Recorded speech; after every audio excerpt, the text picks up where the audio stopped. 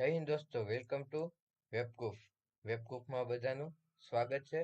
તાલુકાની જે સિરીઝ આપણે સ્ટાર્ટ કરી છે એમાં આજે નવો જામનગર જિલ્લો લઈને આવી ગયા છીએ. આગળના 6 જિલ્લા કમ્પ્લીટ કરીને મૂક્યા છે અને તેના તાલુકાની વિશે માહિતી પણ આપેલી છે. તો બધા જોઈ લેજો પ્લેલિસ્ટમાં જઈને. અને આજે સ્ટાર્ટ કરશું જામનગર જિલ્લો.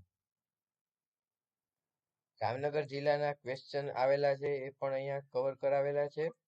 અને જે જામનગર જિલ્લાની અંદર આ તાલુકાઓ છે એ તાલુકાઓની અંદર બહુ ખાસું ડીપમાં છે નહીં, પણ જેટલું છે એ બધું અત્યારે કવર કરાવી દઉં છું અહીંયા. અને સાથે સાથે આપણે ભાવનગર જિલ્લાના MCQ સોલ્વ કરવાના બાકી રહી ગયા હતા લાસ્ટ લેક્ચરમાં, એ બી સાથે આજે અહીંયા કવર કરાવી દઈશ. અને જામનગરના પણ MCQ સાથે સાથે કવર કરાવી દઈશ.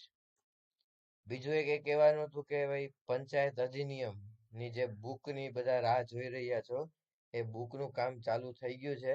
અને જેટલું જલ્દી પોસિબલ હશે એટલું જ જલ્દી અમે બનાવી અને ગ્રુપમાં મેસેજ બધાને કરીશું. તો બધા લઈ લેજો અને બહુ જ સારું કન્ટેન્ટ ઉપર ફોકસ કરજો, કેમ કે બહુ સારો એવો કન્ટેન્ટ કલેક્ટ કરીને અમે બુક બનાવી રહ્યા છીએ. તો સ્ટાર્ટ કરીએ આજનો જામનગર જિલ્લો અને તેના તાલુકા. જીજે 10 જામનગર તાલુકાની અંદર જામજોધપુર, લાલપુર, જોડિયા, ધ્રોલ અને કાલાવડ. ઉપનામ જુઓ તો બધા જામનગરના બીજા નામ તો કે સૌરાષ્ટ્રનું પેરિસ કહેવામાં આવે છે, કાઠિયાવાડનું રત્ન કહેવામાં આવે છે અને છોટે કાશી. તો આ બધા એના જામનગરના બીજા ઉપનામો છે. તો જામનગરની વિશે પહેલા બેઝિક જોઈ લઈએ. અહીંયા તમે મેપમાં જોઈ શકો છો જામનગરનો મેપ, અને તેની પાસે દેવભૂમિ દ્વારકા પણ આવેલું છે. તો જામનગરની સ્થાપના જામ રાવળના હસ્તે ઈસવીસન 1540માં રંગમતી અને નાગમતી નદીના કિનારે થયાનો ઇતિહાસકારો માને છે. તો આ નદીના બંનેના નામ યાદ રાખવા જરૂરી છે. હવે સ્થાપના કોણે કરી? તો કે કચ્છમાંથી આવેલા જાડેજા વંશના ક્ષત્રિયો કચ્છના કિનારેથી નાનું રણ ઓળંગીને સેના સાથે આવી અહીંના જેઠવા, દેદા, ચાવડા અને વાઢેર શાખાના રાજપૂતોને હરાવીને નવા નગરની સ્થાપના કરી હતી. જે લોકોએ હિસ્ટ્રી કરેલી છે બધાને આ વસ્તુનો ખ્યાલ જ હશે. નવાનગર રાજ્યની સ્થાપના કરી હતી, ત્યારનું નામ નવાનગર. તો અહીંયા હજુ એક આપણે નવાનગર ઉમેરી શકીએ. પછી છે સૌરાષ્ટ્ર પ્રદેશમાં જાડેજાના સૌથી મહત્વપૂર્ણ અને સૌથી મોટા રજવાડાનું પૈકી એક છે કયું? તો કે જામનગર. તો આગળ જોઈએ જામનગર વિશે. તો પહેલા એક આપણે જામનગર જ જોઈ લઈએ. જામનગર એ જામનગર જિલ્લાનું મુખ્ય મથક ગણવામાં આવે છે. જામ હાલાજીના નામ પરથી જામનગર અને તેની આજુબાજુનો વિસ્તાર હાલાર તરીકે ઓળખવામાં આવે છે.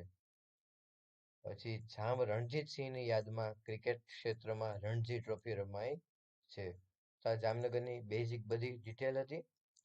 સ્થળો ઉપરથી જોઈએ તો જામનગર શહેરની મધ્યમાં આવેલા તળાવમાં આવેલા લખોટા મહેલ પ્રેમ અને વીરતાનું પ્રતીક છે. તો લખોટા મહેલ ક્યાં આવ્યો છે? તો કે જામનગરમાં. બીજું ખંભાળિયા દરવાજો, અહીંયા ચિત્રમાં તમે જોઈ શકો છો. વિભા પેલેસ અને પ્રતાપ વિલાસ પેલેસ. તો અહીંયા પ્રતાપ વિલાસ પેલેસ જોવા મળે છે. બીજું એક કે ભાઈ જામનગરમાં આવેલા માણેકબાઈ મુક્તિધામ સ્મશાન, તેના આવેલી દેવી દેવતાની પ્રતિમાને કારણે દેશભરમાં જાણીતો બન્યો છે. અહીંયા તમે તેની ઇમેજ જોઈ શકો છો. અને ઇમેજથી એટલું સારું પ્રેઝન્ટેશન કરવામાં આવ્યું છે કે જેથી તમને પીપીટીમાં પણ ઇન્ટરેસ્ટ પડે અને લેક્ચરમાં પણ યાદ રહી જાય.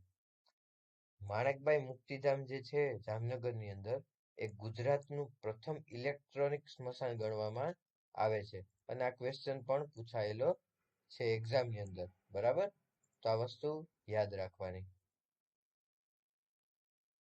પછી આગળ જોવો તો શાળા કોલેજોમાં જામનગરની અંદર ગુજરાતની પ્રથમ આયુર્વેદિક હોસ્પિટલની સ્થાપના જામનગરમાં કરવામાં આવી હતી.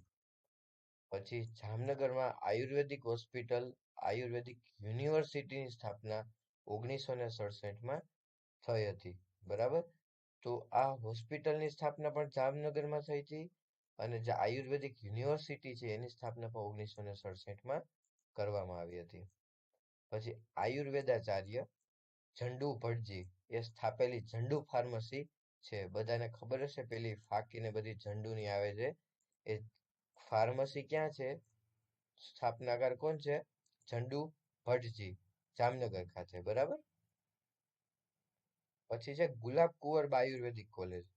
તો આયુર્વેદિક કોલેજ અહીંયા તમે ચિત્રમાં પણ જોઈ શકો છો. કઈ છે? ગુલાબ કુંવરબા આયુર્વેદિક કોલેજ. તો બધું આયુર્વેદિક જ છે. બરાબર. આ ઝંડુ એ બી થાય અને અહીંયા યુનિવર્સિટી પણ એ થાય. તો આ બધું યાદ રહી જશે આરામથી. પછી આગળ જોઈએ. જામનગર ખાતે ભારતનું એકમાત્ર દરિયાઈ રાષ્ટ્રીય ઉદ્યાન અને અભયારણ્ય આવેલું છે. તો અહીંયા તમે ચિત્રમાં જોઈ શકો છો મરીન નેશનલ પાર્ક. અહીંયા તમે ઇમેજ બને જે જોઈ શકો છો. આ ઇમેજ નેટમાંથી કે ક્યાંયથી ડાઉનલોડ કરેલી નથી, મારી પોતાની જ છે. બરાબર. સારું એવું સ્થળ છે, જોવા જેવું છે જળચર પ્રાણીઓ માટે. આ તમે જોઈ શકો છો ઓક્ટોપસને હાથમાં. તો બહુ સારું એવું છે અને યાદ રહી જાય એટલા માટે તમને સાથે સાથે ઇમેજ મૂકવાનો ઇન્ટેન્સ છે કે ભાઈ મરીન નેશનલ પાર્ક દરિયાઈ રાષ્ટ્રીય ઉદ્યાન જામનગર ખાતે આવેલું છે. જામનગર નજીક પિરોટન બેટ. અહીંયા તમે જોઈ શકો છો તેનો ટોપ વ્યૂ. બરાબર. પિરોટન આઇસલેન્ડ. જામનગર તેની 4 આરસના જૈન મંદિરો માટે જાણીતું છે. તો હવે 4 જૈન મંદિરો કયા છે? તો કે વર્ધમાન શાહનું મંદિર, રેશી શાહનું મંદિર, શેઠનું મંદિર અને વાસુપૂજ્ય સ્વામીનું મંદિર. તો આ 4 જૈન મંદિરો છે. પછી આમાં ઓપ્શનમાં ક્યાંક પૂછે તો પાલીતાણા ઓપ્શનમાં હોય તો પાલીતાણા નહીં લખી કાઢવાનું. યાદ રાખવાનું કે જામનગર ખાતે પણ આવેલા છે. જેની સ્થાપના 1574 થી 1622 ની વચ્ચે કરવામાં આવી હતી. પછી જામનગરમાં બાલા હનુમાનજીનું મંદિર આવેલું છે. બાલા હનુમાન ત્યાં 1964 થી નિરંતર રામધૂન ચાલે છે, જે ગિનિસ બુક ઓફ વર્લ્ડ રેકોર્ડમાં લેખિત કરવામાં આવ્યું છે. તો આ વસ્તુ યાદ રાખવાની. આ ક્વેશ્ચન પણ જામનગર માટે એક્ઝામમાં પૂછાયેલો છે. આપણે લાસ્ટમાં ભાવનગર અને જામનગર બંનેના એમસીક્યુ ભેગા સોલ્વ કરી લેશું. જિલ્લો નાનો છે, મતલબ કે એની અંદર બીજા જે પેટા તાલુકાઓ છે, તાલુકાની અંદર એવું ખાસ માહિતીઓ એક પણમાં નથી. એટલે નાની વસ્તુ છે પણ એમાં 2 વાર ક્વેશ્ચન પૂછાયેલો છે. તો આપણે સ્કીપ કાંઈ કરવાનું નથી, યાદ રાખવું જરૂરી છે. પછી આગળ વધીએ. જામનગરની અંદર પ્રખ્યાત શું છે? તો જામનગરની બાંધણી, કંકુ દેશ વિદેશમાં પ્રખ્યાત છે. મિલેટ રિસર્ચ સેન્ટર જામનગરમાં આવેલું છે. જામનગરમાં જામનગર ડેરી પણ આવેલી છે. પિત્તળની હાથ કામગીરીની બનાવટ માટે જામનગર ભારતમાં જાણીતું છે. તો આ વસ્તુ બી યાદ રાખવાની. તે ખાંડ અને ઊનની નિકાસ કરે છે. તો આ વસ્તુ પણ યાદ રાખવાની. પછી જામનગર પાસે નાગમતી નદી પર રણજીત સાગર ડેમ બનાવવામાં આવ્યો છે. તો નદી યાદ રાખવાની કે ભાઈ નાગમતી નદી અને કયો ડેમ છે? તો કે રણજીત સાગર ડેમ. બીજા જોવાલાયક સ્થળોમાં શું છે? તો કે રણજીત રાજા મ્યુઝિયમ, દરબારગઢ મહેલ છે. બરાબર. વિલિંગ્ટન ક્રેસન્ટ, પ્રતાપ વિલાસ પેલેસ, આજે આપણે આગળ જોયું એ, અને લખોટા તળાવ અને સંગ્રહાલય. તો લખોટા તળાવ બી આગળ આપણે ફર્સ્ટ સ્લાઇડમાં જ જોઈ લીધું. તો આ બધા જોવાલાયક સ્થળો છે. આની અંદર કોઈ પણ એક્ઝામમાં તાલુકાના વિશે કાંઈ પૂછે, અત્યારે જે નવો ટ્રેડ ચાલી રહ્યો છે કે તાલુકા પૂછવાના છે, તાલુકા પૂછાઈ રહ્યા છે, તો આ બધા પોઈન્ટ ખાસ યાદ રાખવા. એક સાથે 33 જિલ્લા કરશો ત્યારે બધું મિક્સ થઈ જશે, પછી ભૂલાઈ જશે ક્યાં શું આવ્યું હોય. એટલે સાથે સાથે લેક્ચર જોતા રહેવું. અને તમારા કોઈ સજેશન હોય તો સાથે સાથે કોમેન્ટમાં આપી દેજો. એક તાલુકો ધ્રોલ, એની અંદર યાદ રાખવાનું તો બધાને ખબર જ હશે, ભૂચર મોરીનું યુદ્ધ. બરાબર. અને સ્મારકો માટે જાણીતું છે ધ્રોલ. ભૂચર મોરીના યુદ્ધની યાદમાં જુલાઈ ઓગસ્ટ મહિનામાં મેળો ભરાય છે. તો આ વસ્તુ ભેગી સંસ્કૃતિને લગતી હતી. તો આર્ટ એન્ડ કલ્ચરનો ટોપિક પણ એક લાઈન આવી ગઈ ભેગી. એટલે તાલુકાની સાથે સાથે આર્ટ એન્ડ કલ્ચર પણ આપણે એડ કરાવી દીધું છે. તો આ વસ્તુ જામનગર જિલ્લાની બીજા અન્ય તાલુકામાં એવી ખાસ એક પણ માહિતી નથી. એક રિલાયન્સ ઇન્ડસ્ટ્રીનું છે, એ આગળ જે ક્વેશ્ચન સોલ્વ કરશો એમાં સાથે સાથે હું કહી દઈશ. પણ બીજી હજુ કાંઈ એકેય તાલુકામાં માહિતી એક્સ્ટ્રા નથી, એટલે અહીંયા લેક્ચર કમ્પ્લીટ થઈ જશે. તો પ્રશ્નો જોઈ લઈએ સાથે સાથે ભાવનગર અને જામનગર બંનેના. તો જોડકા જોડો. જૈન પંચતીર્થમાંનું વિખ્યાત સ્થળ સુથરી, કાચબા ઉછેર કેન્દ્ર માટેનું કેન્દ્ર હાથબ. તો હાથબ તો ભાવનગરમાં આપણે ભણ્યા હતા, બરાબર. તો B3 શેમાં છે જુઓ તો અહીંયા, તો A અને D માં છે, તો આ બંને તો કેન્સલ જ થઈ ગયા.